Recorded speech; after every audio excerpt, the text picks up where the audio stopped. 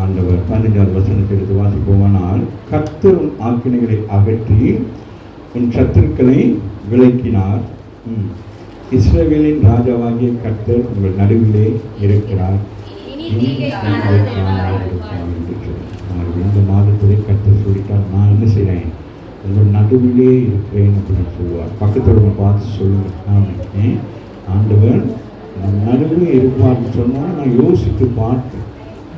ஆண்டவர் நடுவே இருக்கிறேன்னு சொன்னால் ஏதோ நமக்கு ஒரு எச்சரிப்பை கொடுக்குறார்.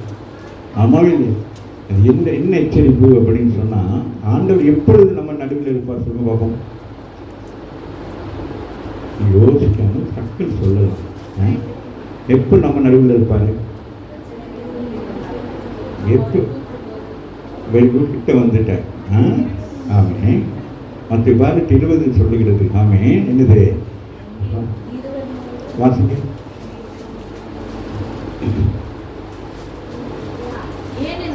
ஏனென்றால் 2 பேராவது 3 பேராவது என் நாமத்தினாலே எங்கே கூடி இருக்கிறீங்களோ அப்போ அந்த மாதம் ஜூலை மாதம் ஆண்டவர் சொல்லுகிறார், நீங்கள் இந்த ஜூலை மாதத்தில் அதிகமாக ஜெபம் பண்ணி நீங்கள் உங்களுக்கு வருகிற எல்லா விதமான தீங்கையும் என்ன செய்ய முடியும், வெற்றி காண முடியும். ஆகவே தான் சொல்றாரு. ஆமாம், நமக்கு தீங்கு என்னது, அது எப்பொழுதுமே நமக்கு வரும். எந்த மாதம் எந்த நாளில் பிறந்ததுலேருந்து நமக்கு போகிற வரைக்கும் பிரச்சனை இல்லாமல் இல்லை. ஆனால் ஆண்டவர் சொல்லுகிறார், அந்த தீங்கை என்ன செய்யணும், மேற்கொள்வதற்கு நீங்கள் என்ன செய்ய வேண்டும், இந்த மாதத்தில் குடும்பமாக அதிகமாக குடும்பமாய் தேடணும், சபையாய் தேட வேண்டும். அதாவது விசேஷமாக என்ன செய்ய வேண்டும், ஜெபத்திலே நாங்கள் தரித்திருக்க வேண்டும். ஆமாவே இல்லையா? அப்படி நாம் ஜெபத்திலே நாம் தரித்திருக்கிற பொழுது கர்த்தர் என்ன செய்வார், நம்மோடு கூட இருந்து நடுவே இருந்து அவர் என்ன செய்வார், நடுவராக இருந்து நாமே நம்முடைய காரியங்கள் எல்லாம் வாய்க்கப்படுகிறவராக இருக்கிறார். ஆகவே வாசிக்கிற அந்த பகுதியை முதலாவது ஆண்டவர் சொல்லுகிறார், என்னதான் அகற்றி விளக்கினார்.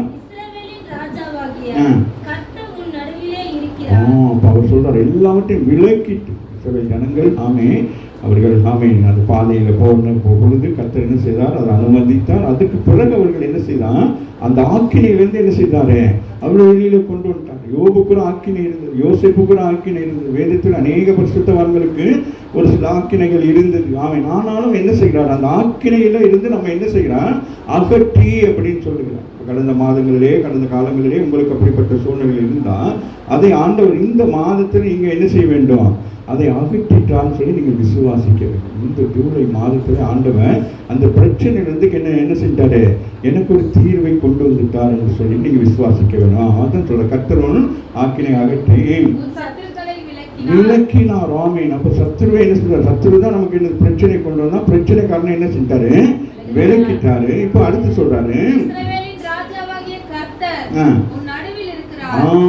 சொல்றாரு என்ன சொல்றாரு, நடுவிலே இருக்கிறார். இவ்வளவு நாள் பிரச்சனை நடுவு இருந்துச்சு, போராட்டம் நடுவு கிடந்து தலையை வச்சு போட்டு ஆடிக்கிட்டு இருந்துச்சு. ஆமாவே இல்லையா? ஏன்னா நீங்க அவருக்கு இடம் கொடுக்காததுனால இது பிரச்சனை என்ன செஞ்சு அது நடுவு உட்கார்ந்துக்கிடுச்சு. ஆமாவே இல்லையா? இப்ப ஆண்டவர் அதை அகற்றிட்டாராம், அதை விலக்கிட்டாராம். அவன் நீங்க என்ன சொல்றாரு, அதை விரட்டிட்டு அதை அகற்றிட்டு அந்த இடத்திலே உங்களுக்கு சமாதானத்தை கொடுக்கும்படியாக அவர் அந்த இடத்துல வந்திருக்கிறாராக சொல்றாரு. அதனாலதான் அடுத்து சொல்றாரு, நீங்கள் தீங்கை. இனிமே என்னது, நம்ம தீங்கு. அப்ப அதுக்கு நம்ம என்ன செய்ய வேண்டும், நம்ம ஜெபிக்கணும். 2 பேர் உட்காந்துட்டீங்கன்னா என்ன வீட்டில் போனோன்னு என்னென்ன, ஆமாம் 2 பேர் தான் வசனம் அவரே தானே சொன்னார், இயேசு தானே சொன்னார் மத்திய அதிகாரத்தில். 2 பேர் கூட்டுனா 3 பேர் கூட்டுனா என்ன செஞ்சிருவாராம். ஆமாம், இந்த கடைசி காலத்தில் நம்ம ஜெபத்தினால தான் ஜெயம் எடுக்க முடியும். இயேசு கிறிஸ்து ஜெபத்தினால தான் ஜெயம் எடுத்தார். ஆமாம் இல்லையா? ஆமீன். அவர் என்னதான் ஊழியம் செய்தாலும் என்ன செய்வார், தனித்து போயிட்டு மலையில போயிட்டு இரவிலே போயிட்டு அப்படி என்ன செய்வாரு, அவன் ஆண்டவரோடு ஜெபிக்கிறார், ஆண்டவரோடு இணைந்து ஜெபிக்கிறார். அவன் அதுபோல அவன் பரிசுத்த ஆவியான நமக்காக பெருமூச்சுகளோடு கூட என்ன செய்கிறாரு. அவன் ஜெபம் தான் நமக்கு தேவை, ஜெயம் எடுப்பதற்கு ஜெபம் தேவை. அப்படி நம்ம ஜெபம் இல்லாத வாழ்க்கையா இருக்கிறதுனால தான் அவன் ஆக்கினியை கொண்டு வந்து வீட்டுக்குள்ள வச்சுட்டு போயிடுறது. அவன் நம்ம ஜெபிக்காமலே இருந்தாலும் அவனுக்கு ஈஸியாகும். நீங்கள் வேதம் வாசிக்கலன்னா அவனுக்கு அவ்வளோ சந்தோஷமா இருக்கும். நீங்கள் ஜெபிக்கலைன்னா என்ன ஆகிடும், அவ்வளோ சந்தோஷமா இருக்கும். ஆமாம் இல்லையா? இது 2 ஆயுதத்தை இங்கே எடுத்துட்டீங்கன்னு வச்சுக்கிறீங்களேன், ஒரு பெரிய ஒரு நிசப்தமாக இருக்கும். வீட்டுக்குள்ள என்ன இருக்கும், நிசப்தம். ஒரு சண்டை வராது, வீண் வார்த்தைகள் வீண் செயல்பாடு ஒன்றுமே வராது. ஆமாவே இல்லையா? அதெல்லாம் என்னது, இது இல்லாட்டி அதெல்லாம் உட்காந்துடும். ஆமாவே இல்லை? நீங்களே பார்க்கல, ஒரு யாராச்சும் நல்ல சிஸ்டம் மருத்துவருந்து வந்தால் வாங்க வர சொல்லுங்கன்னா ஒரு பாயை போட்டு வாங்க சிஸ்டர் நீங்கள் ஜெபம் பண்ணணும், அடுத்த நாள் வரமாட்டாங்க. ஜெபத்துக்கு அவ்வளோ மரியாதை கொடுத்து என்ன செய்வாங்க, வரமாட்டாங்க. ஆனால் வீண் பேச்சுக்கு சொல்லுங்களேன், வாங்க வாங்க அவங்க வீட்டுக்கு போனோம்னா என்ன சொல்லலாம், வாங்க சிஸ்டர் சும்மா இருக்கீங்களா, வாங்க அங்கே போய் பேசிக்கிட்டு இருப்போம்.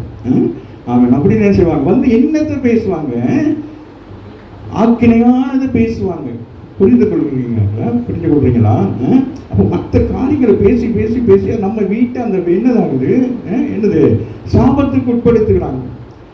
ஆதாமும் ஏவாளும் என்ன செய்தார்கள், தவறு செய்தார்கள், பாவம் செய்தார்கள். ஆனால் இவர்கள் செய்த பாவத்தினாலே வேதம் தெளிவாக சொல்லுகிறது, அந்த பூமி என்ன ஆக்கப்பட்டது, சபிக்கப்பட்டது என்று சொல்லி. அப்ப நீங்கள் வீட்டில் நீங்க ஜெபம் பண்ற நேரத்தில் அந்த வீடு ஆசீர்வாதமாக இருக்கும்.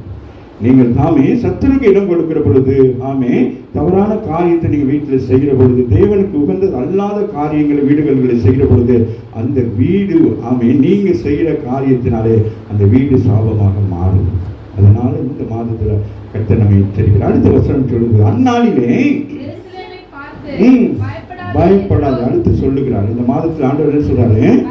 பயப்படாதா என்று சொல்லுகிறார். ரெண்டாவது சொல்றாரு, முதல்ல சொல்றாரு பயப்படாது. ரெண்டாவது சொல்றாரு தளர விடாதே, உன் கைகளை என்ன செய்யாத, தளர விடாது. உன் முழங்கால்களை என்ன செய்யக்கூடாது, தளர விடக்கூடாது. இந்த மாதத்தில் உங்களுக்கு முழங்கால் எல்லாம் சுகம் உண்டாக போகும். முழங்கால் படிட்டு ஜெபம் பண்ணி உங்களுக்கு முழங்காலே மறுத்து போயிடும், அங்கே வலியே இருக்காது. ஆமாம் இல்லை, தொடர்ந்து முழங்காலே ஜெபம் பண்ணுங்களே, முழங்கால் மறுத்து போயிடும். அது என்ன செஞ்சிடும், உங்களுக்கு முழங்காலே இருக்கா இல்லையான்னு தெரியும். அந்த அளவுக்கு என்னது ஒரு மாற்றம் வந்துடும். ஆமாம் இல்லையா? வாசிங்க மகன். சொல்றாரு கைகளை என்ன செய்யணுமா? அதெல்லாம் நம்ம எக்ஸைட் பாருங்க. ஆண்டவர் சொல்றாரு பிசிக்கலாக நீங்கள் சில காரியத்தை இந்த மாதத்தில் செய்து நீங்கள் வெற்றி பெற போகிறாம் என்று. ஆமாம், கையெல்லாம் தூக்குங்கன்னா, ரெண்டு கையை தூக்கி ஜெபம் பண்ணுங்கன்னா அப்படின்னா எலிமின்னு ஜெபம் பண்ணுங்க அப்படின்னா அப்படியே பார்ப்பாங்க. முன்னால் கொஞ்சம் பெரிய க்ரௌடு கொஞ்சம் இருந்துச்சுன்னா பின்னால் அப்படியே என்ன செஞ்சுவாங்க, அப்படியே உட்காந்துக்குவாங்க. ராமின்னு சொல்லுங்க, புரியுதுதான்? ஆமாம், அப்போ அவன் டக்குனு சீட் எடுத்து வந்து சிஸ்டர் அவங்க முன்னுக்கு இருக்கு, அவங்களை மறைச்சிக்குவாங்க, நீங்கள் உட்காந்துக்கிறீங்க. ஆமே, எனது ஆக்கினை உங்களை மறைத்துக் கொள்ளும். ஆமாம் இல்லையா? சத்துரு என்ன சொல்லுவாங்க அவங்களே, ஆமே, அவன் சப்போர்ட் பண்ணும். ஆகவே இங்கே சொல்லுகிறார், அந்நாளிலே எருசலேமை பார்த்து பயப்படாதே, பார்த்து ஆமே. அப்போ அதுதான் சொல்கிறேன், நீங்கள் தளர்ந்து போயிட்டு பயந்து போயிருந்தனால தான் இவ்வளோ பெரிய பிரச்சனை உங்களுக்கு வந்துச்சு. இனி என்ன செய்யக்கூடாது, இனி நீங்கள் பலன் அடைய வேண்டாமின்னு சொல்லுங்க. இனி எதை குறித்தும் பயப்படக்கூடாது. ஆமாம் இல்லையா? நேற்று வரைக்கும் பயந்துட்டு இருந்தீங்களா? இல்லை, அவருக்கு இன்னும் பயம் போகலை நினைக்கிறேன். நாளைக்கு காலேஜுக்கு போனால் தான் என்னன்னு தெரியுமா, பாருங்க ஒரு ஸ்டைலாக நான் காலேஜ் கேர்ள் அப்படின்னு சொல்லிட்டு அவன் தானே. ஆமாம், என்னம்மா கிரேசி நீங்களும் இஷ்யூ காலேஜ் வாசிக்க ஏதாச்சும் சொன்ன கொஞ்சம் உங்கள் முகத்தில் சிரிப்பை பார்க்குறேன். என்னன்னா அப்படியே ஹாஸ்பிட்டல் வந்து மருந்து ஒரு மாதிரி பார்த்துக்கிட்டு உன் தேவனாகிய கர்த்தர் உன் நடுவிலே இருக்கிறார். சொல்லுங்க, என்னுடைய தேவன் என் நடுவிலே இருக்கிறார். அவர் சர்வ வல்லமை உள்ள தேவன். அவர் ரட்சிப்பார். அவர் என் பேர்ல சந்தோஷமாய் மகிழ்ந்து அழகான வசனம் வாசிங்களே மகன். அவர் வல்லமை உள்ளவர், அவர் ரட்சிப்பார். நம்ம பேர் அவருக்கு என்ன உண்டாகுது, சந்தோஷம் உண்டாயிடுச்சு. ஆமே, அப்போ அவருடைய வார்த்தையின்படி நாங்கள் நடக்கிற பொழுது அவருக்கு சந்தோஷமா இருக்கும்.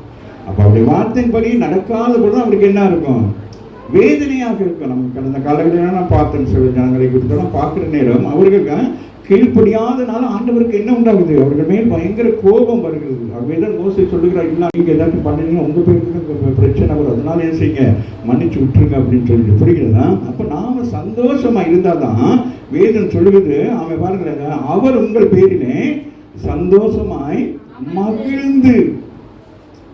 அவருக்கு அப்போ நம்மளுடைய வாழ்க்கை எப்படி இருக்க வேண்டும், அவருக்கு சந்தோஷமாக இருக்க வேண்டும். நமக்கு சந்தோஷமா இருக்கோ இல்லையோ, அவருக்கு சந்தோஷமான காரியத்தை நம்ம செய்ய வேண்டும். ராமின் நமக்கு ஜெபிக்கிறது நமக்கு சந்தோஷம் இருக்காது, பைபிள் வாசிக்கிறது நமக்கு சந்தோஷம் இருக்காது, சர்ச்சைக்கு போகிறது கூட சந்தோஷமா இருக்காது, ஏதோ அப்படி வாரது நடைபெறும் போல வர்றது போறது. ஆமே, ஆனால் இவைகள் எல்லாவற்றையும் நீங்க செய்து நீங்க ஜெயம் எடுக்கிற பொழுது ஆண்டவருக்கு எப்படி இருக்கும், அவருக்கு சந்தோஷமாக இருக்கும். எதிராளியாக பிசாசுக்கு எப்படி இருக்கும், எரிச்சலாக இருக்கும்.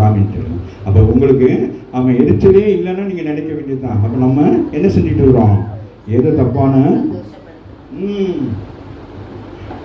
ஆகவே அதை குறித்து ஒரு சில காரியங்களை பார்த்து நம்ம முடிக்கலாம். அதை தொடர்ந்து நாம் ஞாயிற்றுக்கிழமை தியானிக்கலாம். சரியா? யாத்திராகமம் 25:8 வாசிங்க மகன். மத்திய 18:20 வாசிங்க இல்லையா? அவர் என்ன சார் நம்ம நடுவிலே இருக்கிறான்னு சொல்லிட்டு. அடுத்து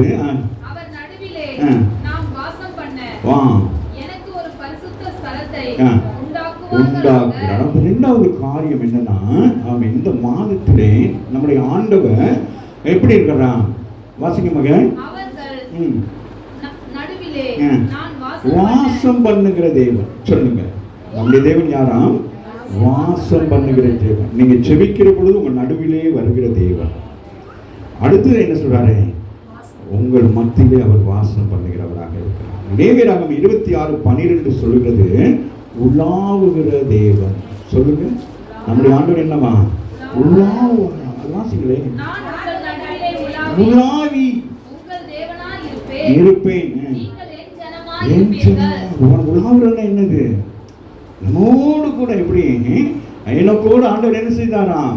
சஞ்சரித்தாராம் நோவோடு.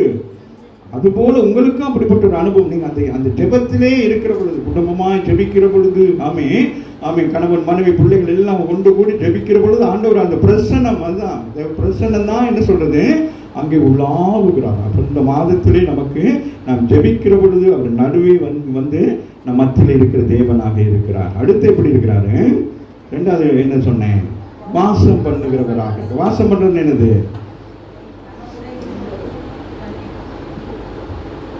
அதாவது நீங்க ஜெபிக்கிறதுக்கு ஆரம்பிச்சோன்னா அவர் வந்துடுவார். அதுதான் வாசம் பண்ணுகிறது. ஆமே. அப்ப எந்தெந்த வீடுகள்லாம் அதுதான் வேதம் வெளிப்படுத்த சொல்லப்படுகிறது. நான் கதவருகே தட்டுகிறேன், யார் கதவை திறக்கிறார்களோ அவர்களோடு கூட என்ன செய்வேன்? ஜெபம் பண்ணிட்டு சாப்பிட்டு போவானா? என்னது? போஜனம் சாப்பிட்டு போவானா? ஆமா, நீங்க தான் வீட்டுக்கிட்டமே நடத்த மாட்டேங்கிறீங்களே. நஷ்டத்தில் போறீங்க, எல்லாரும் லாபத்தில் இருக்கிறீங்களா? ஒருவேளை சாப்பாடு கொடுக்க முடியாத அளவு ஒரு பாஸ்டருக்கு ஒருவேளை சாப்பாடு கூட கொடுக்க முடியாமல். ஆனால் எனக்கு வேதம் சொல்கிறது, அவர் உங்கள் மத்தியிலே இந்த மாதத்தில், ஆமே, சில நேரத்தில் இப்படி போய்கிட்டே இருப்பீங்க, சரியா? அப்படின்னு அப்போ என்ன நினைக்கணும்? இப்படி போய்கிட்டு அப்படின்னா என்ன? ஒரு தடுக்குது அப்படின்னா என்னது? என்ன உணரணும்? சும்மா சாதாரணமாக சொல்லுங்க. நீ கிறிஸ்தவனை இப்படி போறீங்க, அப்படி தடுக்கிறீங்க, அப்போ உங்க மைண்ட்ல என்ன வரணும்? என்னம்மா? நீ அங்க போய் சரணம் பார்த்து புரியுதா? அப்ப யாரோ நமக்கு தட்டுப்படுறாங்க, அவர் உலாவுறாரு, நமக்கு தெரியாம உலாவுறாரு, சாரி அப்படின்னு நம்ம அப்படிதான் கண்முகத்தினா தானே ஓடுவோம். அப்ப இந்த மாதத்துல உங்களுக்கு அப்படி தடுமாற்றங்கள் வந்தா என்ன நினைக்கணும்? என் தேவன் நீங்கள் தான், அதாவது நீங்க ஒன்று கூடி ஜெபிச்சாதான் இந்த சம்பவம்லாம் நடக்கும்.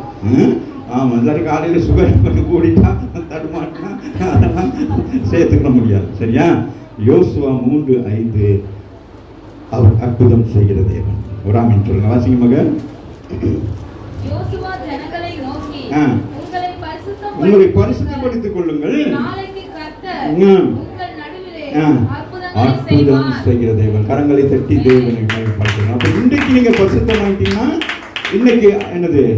அற்புதம். நாளைக்கு சொல்லுங்களேன், இன்னைக்கு அற்புதம். அப்ப நாளைக்கு பரிசுத்தமாயிட்டா நாளன்றைக்கு அப்ப என்ன நடக்கும்?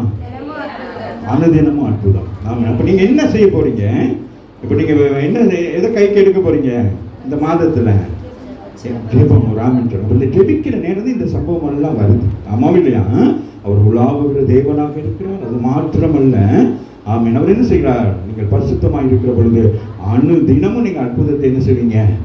ஆமீன், காண முடியும். காலையில் எழும்புனா அற்புதம், இரவைக்கு போனால் அற்புதம், வேலைக்கு போனால் அற்புதம், கடையில் சாமான் வாங்கினா அற்புதம், எல்லா இடத்துல என்ன நடக்கும்? அற்புதம்னா என்னது சொல்லுங்க பாப்போம்.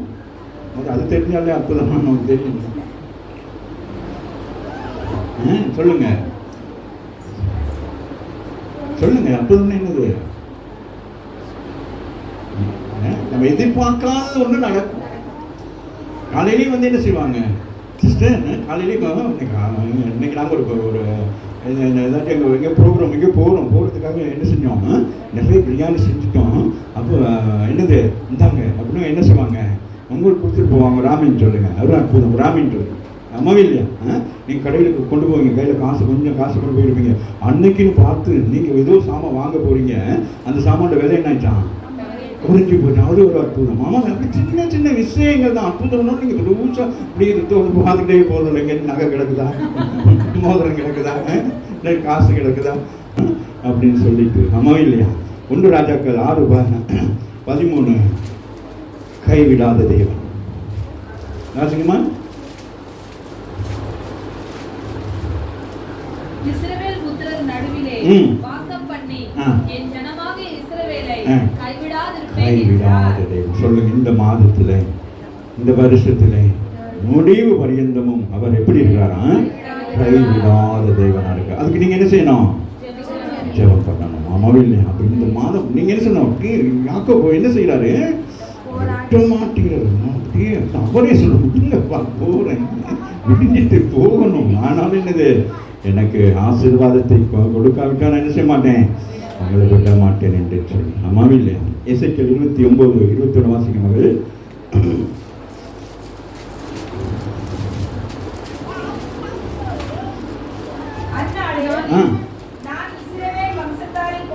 கொம்பை அப்படின்னா என்னது? பதவி உயர்வு. சொல்லுங்க, இந்த மாதத்துல உங்களுக்கு என்ன உண்டாகுது? இருக்கிற பதவியோட அந்த கொம்புன்னு என்னது? உயர்வு. பிரமோ யார் சொல்றது? யார்? புஷ்பாலா? சரி சரி சரி. ப்ரொமோஷன். சொல்லுங்க, ஏதோ ஒரு ப்ரொமோஷன் சொல்லுங்களேன். வீட்டில் இருந்தாலும் ப்ரொமோஷன் ராமின்னு சொல்லுங்க. ஆமாம், வீட்டில் இருந்துக்கிட்டே பாருங்க மேரி பாட்டி ஆகிட்டான், அது ஒரு ப்ரொமோஷன். அப்படிதான் அங்க எங்கேயோ ஒரு கிராமத்தில் கிடந்தவங்க சித்தி ஆகிட்டான். ப்ரொமோஷன். ஆமாவே இல்லையா? அப்படிதான் நிறைய எல்லாருக்கும் ஒருத்தர் ப்ரொமோஷன். யார் விரும்புறது ப்ரொமோஷன்? எனக்கு வேணும்னு சொல்றவங்க கையை தூக்காங்க, ப்ரொமோஷன் கிடைக்கும். இந்த வருஷத்திலே கிடைக்கும். ராமன் ஏதோ ஒரு ப்ரொமோஷன், வீடு ஏதோ ஒன்று கிடைக்கும். ஆமாவே இல்லையா? உங்களுக்கு என்ன தெரியாது என்ன செய்யணும், அதை நீங்க நினைச்சுக்கிறோம். அதுதான் ஆண்டவருக்கு பிடிக்கும். ஏன்னா ஆண்டவர் அற்புதம் செய்கிறவராக இருந்தாலும் அவர் பெரிய வேணுது ரொம்ப ப்ரெஸ்டேஜ் பார்ப்பார்.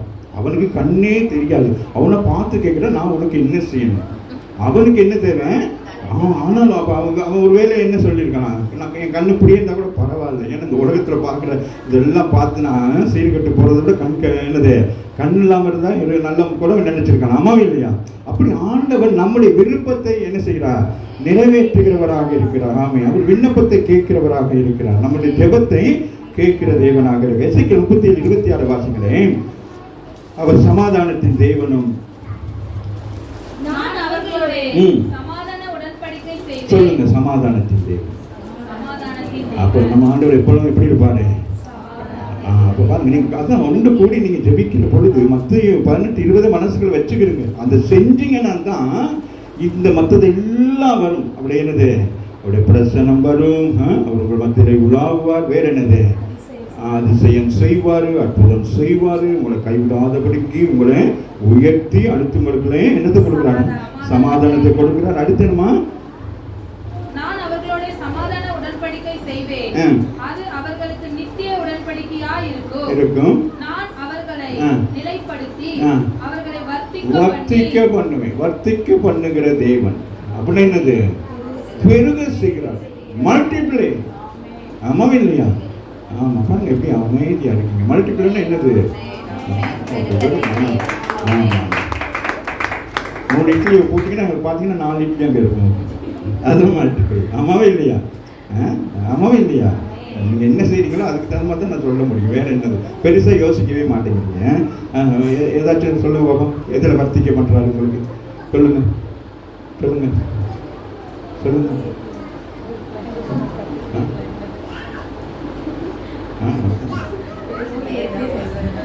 எவ்வளோ சப்போர்ட் பண்ணுறாங்க பிஸ்னஸ் கட்டி வச்சு அப்படியே அப்படியே கடைசி வரைக்கும் இப்படியே கல்லறைக்கு போகிற வரைக்கும் இப்படியே இருக்கு, துளையும் வர்த்திக்கப்படக்கூடாது. ஆமாவே இல்லையா? ஆமாம், அப்படி தான் நீங்கள் நினைக்கிறீங்க. சொல்லுங்கள், என்ன வர்த்திக்க பண்ணணும்? நான் படிக்க போகிறேன், 5 நிமிஷம் தான் இருக்குது. ஆண்டவரே சொல்லிப்பாரு. பொதுவாக வெரி குட், ஆரோக்கியம் வரும். அது வரும், இதில் இருந்துட்டு அதெல்லாம் வந்துடும். சும்மா ஜெபத்தில் வளரணும்னா ஜெபத்தில் என்னத்தை வளர போறீங்க? ஆமாம், அது அதெல்லாம் இல்லை. நமக்கு அத்தியாவசியம். என் வீட்டிலே அப்பம் தண்ணீர் என்ன செய்யக்கூடாது, அது சொல்லுங்களேன். அதுக்கு தானே கஷ்டப்பட்டு கிடக்குறீங்க. வேறு என்னது, படிக்கிற பிறகு ஒன்றுமே சொல்ல மாட்டேங்குது. ஆமாம், உங்களுக்கு நல்ல ஞானம் என்னது க்ரோத் ஆகணுமா இல்லையா? ஆமாம், அப்போதான் அவர் நல்லா இருக்கும். ஏன்னா பாருங்கள், தானியல் பாருங்கள், அவங்க வந்ததில் அவ்வளோ பேர் அவங்களாம் விசேஷித்தவங்களாக இருந்தாங்க. எல்லாம் ஆச்சரியப்பட்டாங்க. அந்த மாதிரி நீங்களாம் படிக்கிற பிள்ளைகள் காலேஜில் எப்படி இருக்கணும்? ஆமாம், அவங்க அப்படி இது அவங்களுக்கு சொல்லிக் கொடுக்கறதே நீங்கள் என்ன செய்யணும், எக்ஸாமே எழுதி முடிச்சிடணும். சரியா? வாசிங்க. அவர்களை நிலைப்படுத்தி அவர்களை வர்த்திக்க பண்ணி அவர்கள் நடுவிலே என் பரிசுத்த ஸ்தலத்தை என்றென்றைக்கும் ஸ்தாபிப்பேன். என்றென்றைக்கும் நீங்க ஜெபிக்க தொடங்கிட்டீங்கன்னா அவ்வளவுதான். அதுக்கு பிறகு அவர் என்ன செய்யறாரு, உங்க வீட்டை அவர் என்ன செய்யறாரா, தனக்கு ஒரு பரிசுத்த ஸ்தலமாக வைக்கிறார். ஆமென். ஆமென். அப்ப உங்களை அவர் என்ன செய்கிறார்? தனக்கு ஏற்ற ஒரு பரிசுத்தம் உள்ளவங்க. அதுதான் சொல்றாரு, அவர் பரிசுத்தராக இருக்கிறபடினால் அவருக்கு ஏற்ற பரிசுத்தம். பாருங்க, அவர் அழகாக சொல்றார். அடுத்து வாசிங்கம்மா, 37:28 வாசிங்க. அப்படியே என் பரிசுத்த ஸ்தலம் அவர்கள் நடுவிலே என்றென்றைக்கும் இருக்கும்போது நான் இஸ்ரவேலை பரிசுத்தம் பண்ணுகிற கர்த்தர் என்றும் ஜாதிகள் அறிந்து கொள்வார்கள். பரிசுத்தம் செய்கிற தேவன். ஒரு ஆமென். நம்மை இந்த வருஷத்திலே, இந்த மாதத்திலே நம்ம என்ன செய்கிறார்? நம்முடைய பாருங்க, செப்பனியா 3ஆம் அதிகாரத்தில் முதல் வசனங்கள், இடுக்கன் செய்து ஊத்தையும் அழுக்குமா இருக்கிற நகரத்துக்கு ஐயோ அப்படின்னு சொல்றாரு. அது போல இப்ப ஆண்டவர் என்ன செய்கிறாராம்? சுத்திகரிக்கிறார். வாசிங்க மகன், முடிச்சுட்டேன். 37 வாசிங்க. அப்படியே என் பரிசுத்த ஸ்தலம் என்றென்றைக்கும் இருக்கும் பொழுது இஸ்ரவேலை இப்போ என்னதான் எல்லா நேரத்திலும் உங்களை என்ன செய்வாராம்? அதுதான் யோசுவா சொல்லுகிறார், இன்றைக்கு உங்களை பரிசுத்தப்படுத்திக் கொள்ளுங்கள், நாளைக்கு என்ன செய்வேன்? உங்கள் மத்தியிலே நான் என்ன செய்வேன்? அற்புதம் செய்வேன். வாங்க அப்படி என்னோட கூட செப்பனியா 3ஆம் அதிகாரத்தில் 18, 19, 20 வாசிக்க அப்படி பிடிக்கும்.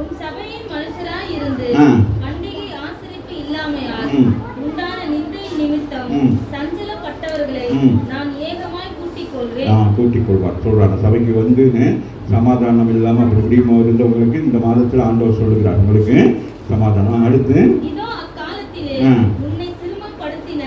யாவரையும் தண்டிப்பேன், நொண்டியானவனை ரட்சித்து தள்ளுண்டவனை சேர்த்துக் கொள்வேன். அவர்கள் வெட்கம் அனுபவித்த சகல தேசங்களிலும் அவர்களுக்கு புகழ்ச்சியும் கீர்த்தியும் உண்டாக்குவேன். அந்த காலத்துல உங்களை கூட்டிக் கொண்டு வருவேன். அவரே கூட்டிட்டு வருவார். அந்த நாட்கள்ல சேர்த்துக் கொள்வேன். கூட்டிக்கிட்டு வந்து என்ன செஞ்சு வரா? சேர்த்து. அவங்க எங்க இருக்கிறாங்க? வேற தேசத்துல இருக்கிறாங்க. என்ன செய்யறாரு? பரிசுத்தப்படுத்தி அவங்க என்ன செய்யறாரு? திருப்பி கொண்டு வர்றாரு. ஆமாம் இல்லையா? திருப்பும் பொழுது நான் உங்களை கீர்த்தியும் புகழ்ச்சியுமாக இந்த மாதத்திலே கர்த்தர் என்ன செய்கிறார்? கீர்த்தியும் புகழ்ச்சியுமாக வைக்கிறவராக இருக்கிறார். ஆகவே தான் கர்த்தர் உங்கள் நடுவிலே இருக்கிறார். இனி நீங்க பிரச்சனைகளை காண மாட்டீங்க, வியாதியை காண மாட்டீங்க, கடன் பிரச்சனையை காண மாட்டீங்க. வசனத்தின்படி நிற்கணும். வாசிக்கிறது பெருசு, அந்த வசனத்தில் நிற்கணும். வேத என்னது இப்போ நீங்கள் வாசிக்கிறீங்களே, இப்போ இந்த ஜான்சி இவங்கெல்லாம் வாசிக்கிறீங்களே, அந்த வசனத்தை வாசிக்கிற நீங்கள் என்ன செய்ய வேண்டும்? அதுக்கு நிலைத்து இருக்க வேண்டும். நான் இந்த இடத்துல பிரசங்கிக்கிறதுக்கு ஈக்குவல் தான் நீங்கள் என்ன செய்றீங்க? அது செய்கிறீங்க. அதில் நீங்கள் அதில் என்ன பண்ணணும்? உடன்படணும். அதில் என்ன செய்ய வேண்டும்? நீங்கள் அதுக்கு கவனமாக இருக்க வேண்டும். ஆமே, ஏன்னா உங்கள் வாயில தான் நீங்கள் என்ன செய்றீங்க? இந்த வாக்கு தத்துவங்களை சொல்கிறீங்க. ஆமாவே இல்லையா? அப்போ அந்த வாக்கு தத்துவம் உங்களுக்கு நிறைவேறணுமா நிறைவேறக்கூடாதா? அப்போ அது நிறைவேறனா நீங்கள் என்ன செய்யணும்? அதுக்கு ஏற்றபடி உங்களை மாற்றிக்கொள்ள வேண்டும். மிகுதி என்ன செய்யலாம்? ஞாயிற்றுக்கிழமை தியானிக்கலாம். சரியா? அப்போ இந்த மாதத்தில் ஆண்டவர் என்ன நம்ம வாக்கு தத்துவம் பண்ணியிருக்கிறாருமா? என் நடுவே இருக்கிறாரு. அவ்வளோதான், போதும். என் நடுவே, அதையும் அதை சொல்கிறீங்க. அவர் இருந்தால் போதும். ஆமாவே இல்லையா? ஆமாம், சொல்லுங்க. போதும். 7 நிமிஷம்.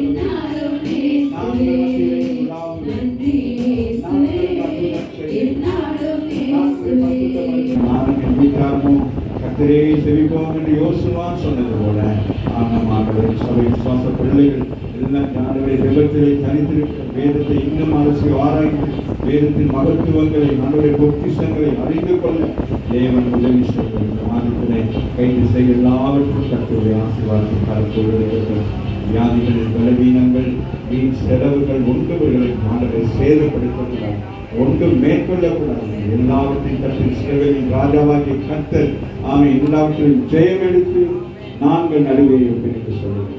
இனி கடனை காண மாட்டான், வியாதியை காண மாட்டான், பிரச்சனைகளை காண மாட்டான். உன்னை வீட்டில் சுற்றில் வக்கி மனமான வல்லமை உடனே வீட்டில் சுற்றுகளுக்கு எல்லா போராங்கள் ரத்தங்கள் வெடித்தங்கள் நாமத்தினால் கடின அசுரப்படுத்துகிறார்கள். ஒவ்வொரு குடும்பங்களும் பாதுகாத்து கொள்கிறார்கள், ஒவ்வொரு வீடுகளும் ஆசீர்வாதத்து கொள்கிறார்கள். தொடர்ந்து கற்றல் நடக்கும் தேவைகள் எல்லாம் சந்தித்ததற்காக நன்றி. தொடர்ந்து நல்ல சரிகளுக்கு நல்ல சுகம், நல்ல ஆரோக்கியத்தில் சமாதானம், சந்தோஷம் எல்லாம் ஆண்டவர் ஒவ்வொரு குடும்பங்களிலும் ஆண்டவர் நதியை போல பெருகட்டும் என்று சொல்லி இந்த ஊழியக்காரனாய் பிள்ளைகளை ஆசீர்வதிக்கிறேன். தேவன் பரப்பில் ஆசீர்வதிக்கிறார். இயேசுவின் ரத்தம் ஜெயம். இயேசுவின் நாமத்தில் அழைத்து வைக்கிறோம். நல்ல ஆமென்.